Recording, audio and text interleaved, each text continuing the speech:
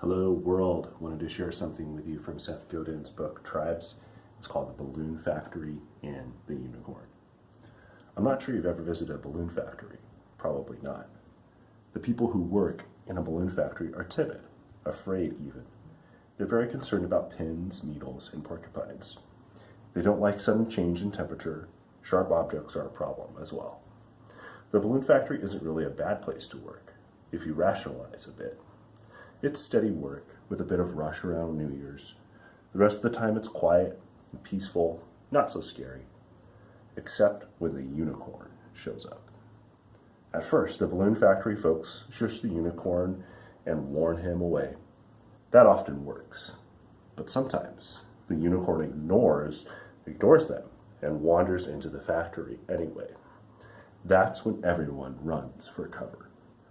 It's amazingly easy for a unicorn to completely disrupt a balloon factory. That's because the factory is organized around a single idea, the idea of soft, quiet stability. The unicorn changes all of that. The balloon factory is all about the status quo, and leaders change the status quo. Will you be a unicorn? Will you lead? What will you disrupt this week, this quarter, this year? Let me know in the comments below. Be a unicorn, guys. Get out there and lead. You can do it.